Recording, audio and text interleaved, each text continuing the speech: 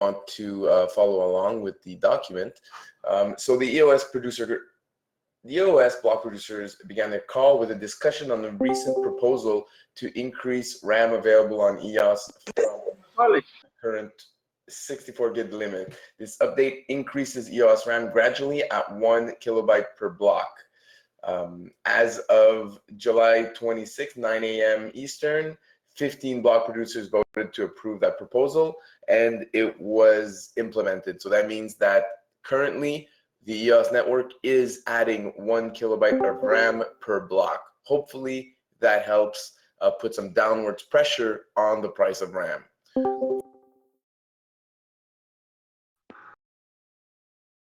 We also, on the block producer call, talked about, or Daniel and Denis from EOS Nation talked about a Referendum update, which is a tool that we've been helping build along with some other block producers. And hopefully that's going to be available soon. And this Referendum tool will allow us to vote and ratify the EOS Constitution.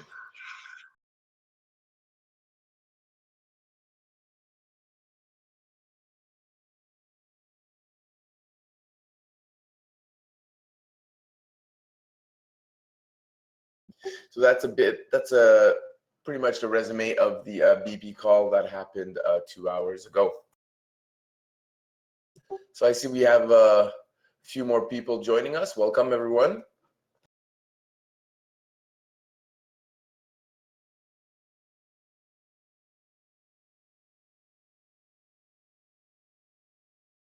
The Referendum tool, there is no ETA for it to be implemented. If you watch the a replay of the BP call, you'll see Daniel going over some of the features that are in there already, and I imagine in the next week or two we'll have MVP, which is a minimum viable product, and then should go quickly from there. Anyways, that's the hope.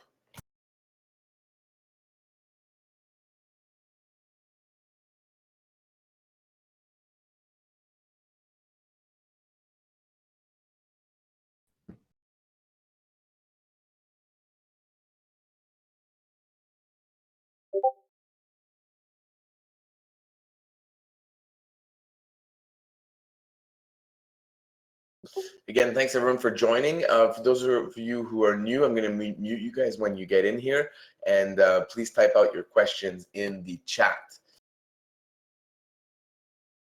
There was no discussion on RAM fee distribution.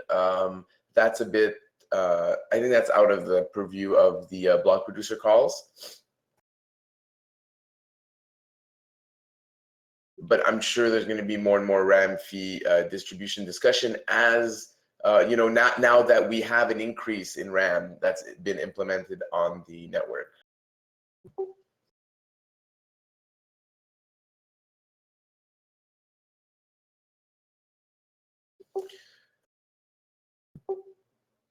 So definitely feel free to write any questions, and also while we're waiting for people to write questions, I just wanted to talk a bit about some of the educational material that everyone has to go through at first when you join in on this new world called blockchain, decentralization, Bitcoin, EOS, all that good stuff. So just wanted to mention a few podcasts actually that I find are extremely good in terms of blockchain education. So personally, I really like the podcast Crypto Voices. I recommend it to everyone, regardless if you're a beginner, an intermediate, an expert. There's a ton of great information in that podcast. The first few episodes is basically the host reading blog posts from 2009, 2010, 2011, and it really helps give you good perspective. Yes, I will drop the link to the podcast for sure. So the Crypto Voices podcast helps you really get good perspective in those earlier episodes by being able to read blog posts from many years ago. And I think perspective is extremely important when navigating this new and exciting world that is blockchain. So Crypto Voices is one I would recommend. A few others that are a bit more intermediate to expert level, or just intermediate, would be the Flippening podcast and Unchained as well. I'm going to get links for you going up here in just a few moments. So John Valdez asks, any new development for EOS with EOS Nation that the community should be aware about? There are definitely some developments going on with EOS Nation. First of all, we are in the process of hiring a social media manager. So if you are interested in and you have experience in social media management, please get a hold of us. Dave Rex is our founder that's taking care of that, so you can contact him directly or contact us at info@eosnation.io, and we will show you where to put in your application. Some other projects that we are working on, Vincent, one of our other co-founders, he's working on setting up a tour of some French communities sometime in September. So the current plan is to send Vincent to Switzerland and France, and so that we can meet some Francophone EOS communities out there. So if you're in that region and you like to attend one of our meetups, definitely get in touch with us. If you're in that region and you'd be interested in possibly becoming an ambassador for us, we are looking to recruit more ambassadors in more cities across the world, and timing those recruitment efforts with our trips would make a lot of sense. So visit our website, eosnation.io, if you're interested in applying to the ambassador program. There's a link on there. Also, myself, I'm in the very early stages of planning a trip to India as well, to go host some meetups out there and develop the EOS community in that region. So if you are from India and you'd like us to go visit your city and do a meetup, please get a hold of us. And again, also, if you're interested in joining the ambassador team as well, please let us know, and we can organize, the EOS Nation India tour with you. Other developments with EOS Nation includes our founder and CEO, Yves Larose. He's currently in Asia for his second trip to Asia in the last 2 months or something, 2-3 months. Yves is very, very dedicated to EOS Nation. He's doing great work out there. He attended the EOS Community Conference in Seoul, Korea, 2 weeks ago or so, or yeah, just over 1 week ago. He was a speaker on 2 different panels on there. He also attended the Shanghai EOS Family Day event. He was a speaker there, and he's been very busy in Asia working with Martin, who is our regional director for Asia. So Martin was one of our first ambassadors, and he proved himself to be very effective at helping us plan our trips in Asia. And so he's been promoted to a paid employee, and now he's the regional director for Asia. So if you have any questions, or if you'd be interested in joining the ambassador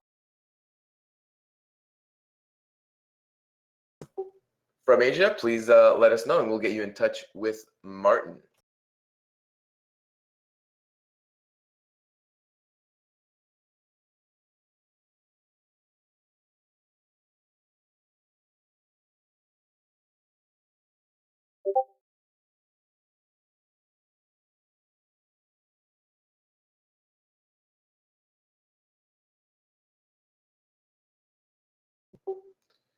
So hopefully, John Valdez, that answers some of your questions regarding some of the projects that EOS Nation is working on. In terms of development for EOS itself, I mean, there's always developments. Recently, this week, the EOS network has been flexing its transactions per second muscle. Last I heard, I think we had an all-time high of about 3,000 transactions per second. It might be higher at this point. I'm not sure. And you know, the developments for EOS that we're most excited about is the referendum tool right now, which is very critical for the establishment of the EOS constitution, of course. And we feel like that's a very important subject right now to address and to implement. Hi, Ubangji. Your question, you're asking if our RAM will be consumed as we transact on EOS. The answer is no. RAM is not consumed as you transact on EOS. However, it is consumed for a few specific actions, like creating an account or like creating a new, distributing a new token. So when companies airdrop tokens, they need to use a bit of RAM to create a new entry on your account to hold the balance of that new token. So because of that, it is currently very expensive for people to airdrop on EOS. There's been a creative solution that's been implemented called the poor man's airdrop, which means that these companies will offer airdrops available to all EOS account holders. However, if you want to claim that airdrop, you need to use your own RAM to be able to claim it. So this is going to allow companies that might not have extremely high finance right away to be able to airdrop to people that do want their tokens, and for people that believe there's enough value in those tokens to spend a bit of money on RAM.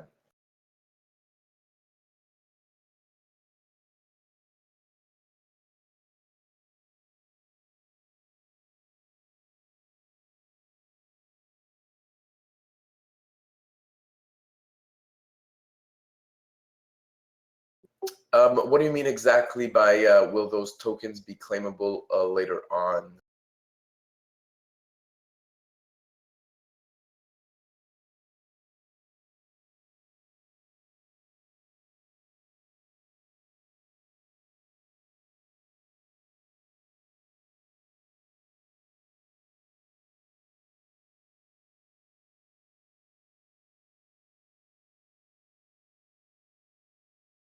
Oh, you mean the poor man airdrops? That's a great question, actually, and I'm not sure on the answer. I will get you that answer later on, but yeah, that's a good question. I'm not sure.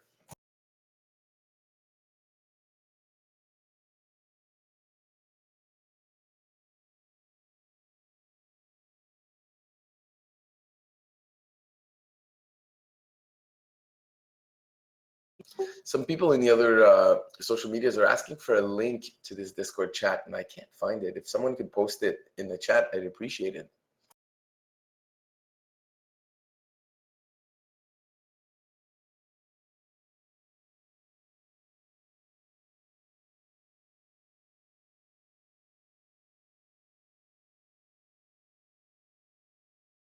Thank you for the link.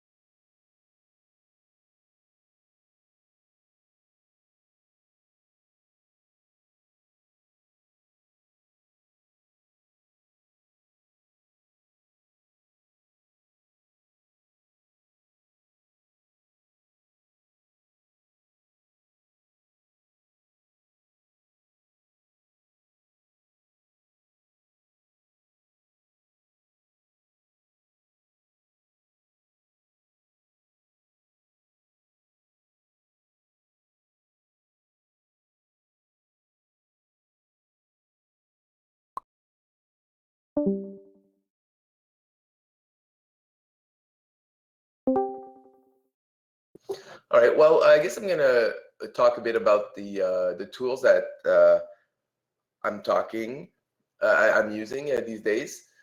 First of all, we've got, well, it's not an EOS specific tool, but Blocktivity is a great web page that allows you to see the activity of each blockchain. And EOS with our is obviously up there in these rankings.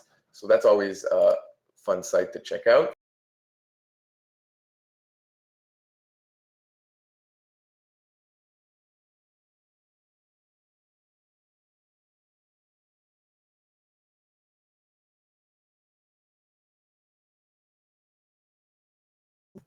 Also, this is the block explorer that I've been using these days. It's a blocks.io. I've put in a link with our EOS Nation for the Win account on there. You can replace that with your own account to look up your transactions, your history, etc. There was a few other block explorers that I was using before, but some of them aren't updated. They've been failing. So this is the one I've been using these days. It is built by two fellow block producers, EOS Cafe and HK EOS, to building this great tool.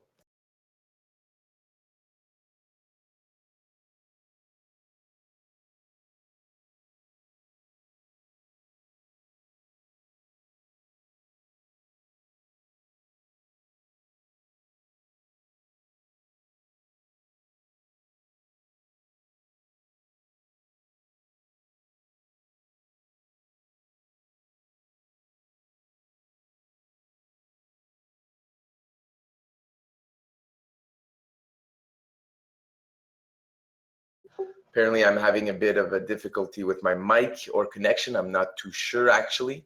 Just gonna keep it going for now. And so this is another site that I use these days called marketstack.io.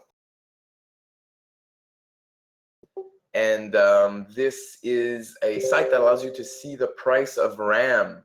So basically, everyone's cheering for this price to go down so that it costs less to create accounts, costs less for RAM, for dApp developers to implement their dApps, etc.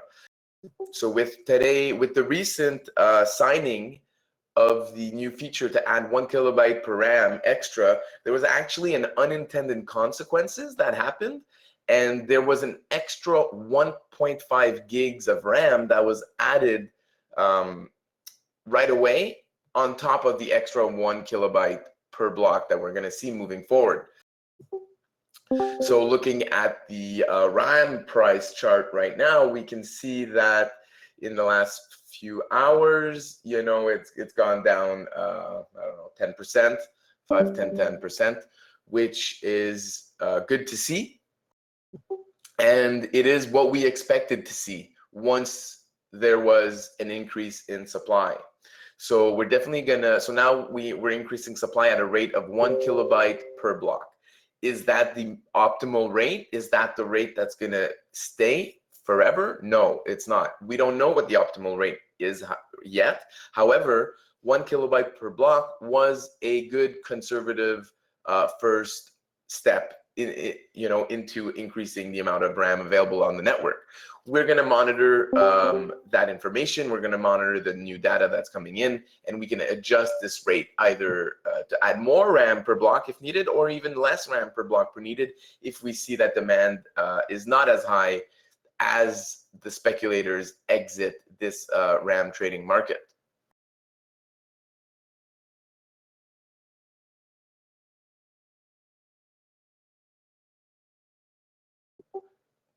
I'm not too sure exactly what you mean, Yubong, by your question. You're asking what we think about the performance of tokens hosted on the EOS blockchain in the crypto markets.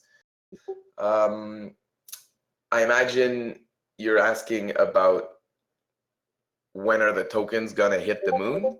And I would say eventually, but seriously, you know, there are a few tokens out there that have extremely high potential. For example, we all know about Everypedia, and that their platform is live and they have a large community. I invite you to join their Telegram channel if you want to learn more about that application. You know, we don't really care to discuss price all that much here at EOS Nation. There's many places online so that you can discuss price of all sorts of tokens. But we definitely do think there's a lot of potential, and but it might take a bit of time for EOS to really see all these great dApps launch on the network.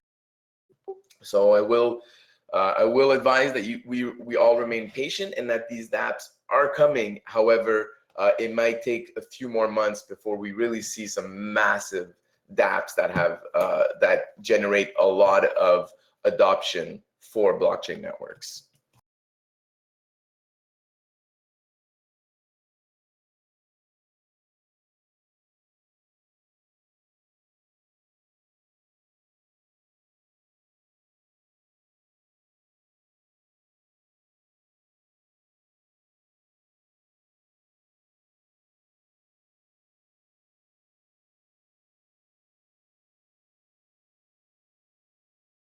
Exactly. Like Ilim mentioned, we are still building the foundation. We need the referendum tool in place so that we can vote on a constitution. Once that's done, we can then also implement the worker proposal system. That's going to unlock a lot of potential funding for dApps. But before we get to the worker proposal system, we also have to implement our arbitration system. So these are all the pillars of EOS, and they're still being built. It will, in my opinion, it will take a bit of time for all these foundations to be really solidified and built. And then we will really see, in my opinion, a lot of adoption and a lot of amazing dApps going online.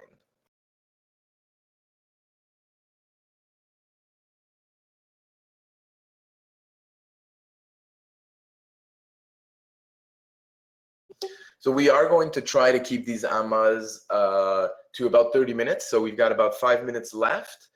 So please, if you have any questions, let me know and I'll answer a last question or two before we wrap this up.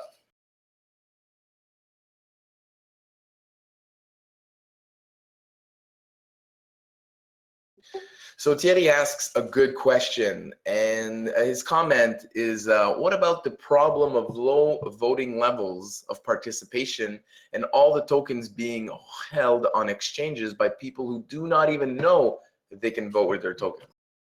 That's a good point, Thierry. It is one of the most important things inside a distributed proof of stake system like EOS. And that important thing is that people must vote for block producers.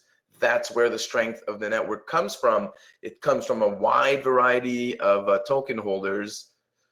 I mean, a large proportion of token holders voting for a wide variety of block producers.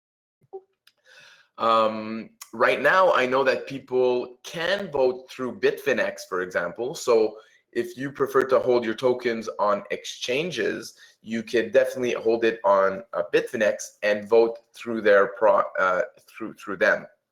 I have personally not done it myself, but I know Bitfinex has been working diligently and implementing these solutions that the community was clamoring for, because you're right, there are a lot of tokens on exchanges, and these tokens it is important for these tokens to vote. So what can we do about the problem of low voter turnout? You know, I think the answer is education. There's no way around it. Outreach, community outreach, and education, and really teach people and explain to people how important it is for them to vote with their full 30 votes, right?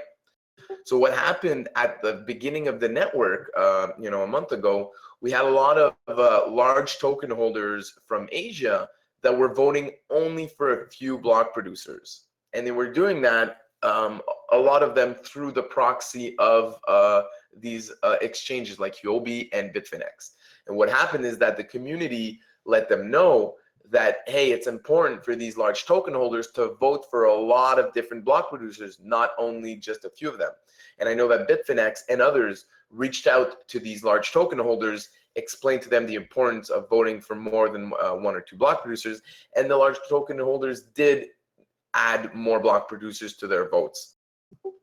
So there is knowledge that's being spread about this importance, and I think there is progress being done every day. And but you're right that it is a very important thing to care about. One more thing that I would like to add about voting is that you can vote through proxies, and that's an excellent way to make sure that your votes your votes are being spread to 30 different BPs, and not just any 30 BPs, but 30 BPs that these proxy votes have done research on and can kind of vouch that these are good BPs that they want to support. So there are many proxies available for you to choose from. EOS Nation also has its own proxy. It's called EOS and Prox Vote.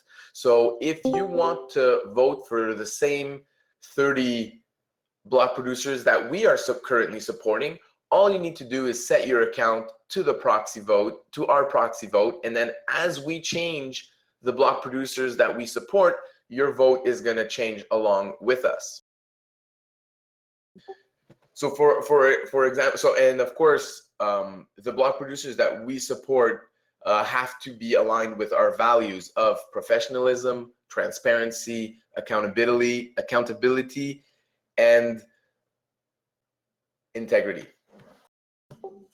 So recently there was when the network capacity, when the network RAM usage went above 1 gig for the first time about 2 weeks ago, there was a few nodes that weren't properly set up, and then they were not able to produce blocks. When we noticed that, we immediately removed those block producers from our proxy until they had fixed their issues and were back online producing blocks, and then we added them back to our proxy. There's a list. Now you certainly don't have to just vote through our proxy. There are many proxies out there, and they each have their own unique values and theme that they're trying to follow. I'm going to share a new channel in Telegram called EOS Watchdogs. They've been doing some good work. They have their own proxy, and so I encourage you guys to explore that channel and check out the proxies that they support as well.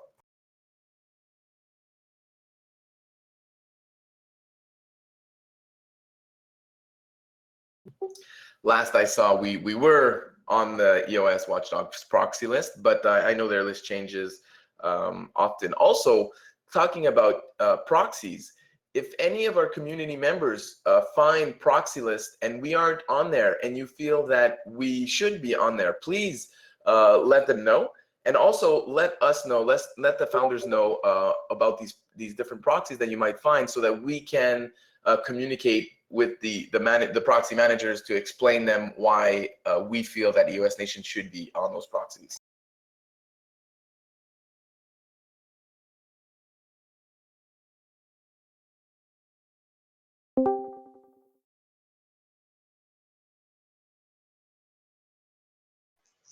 Is this where the AMA is?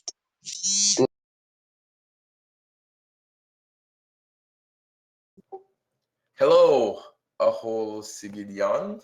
Yes, this is where the AMA is going on. We prefer that people ask their question in chat. And however, we are officially wrapping up this Ask Me Anything. It's been 30 minutes. So we're going to wrap it up. However, I will hang out in the channel a bit more. If you guys have some more questions, I'll take a look in the next 5-10 minutes. So this is going to officially conclude this version of our Ask Me Anything. I'd like to thank everyone for tuning in on Discord, Facebook, YouTube, your home, your cottage, the street you're walking on, wherever it is. Thank you for joining us, and we'll be doing one of these every week. So please tune in next week if you have any other questions, if you have questions, or if you just want to hang out with us and chat it up.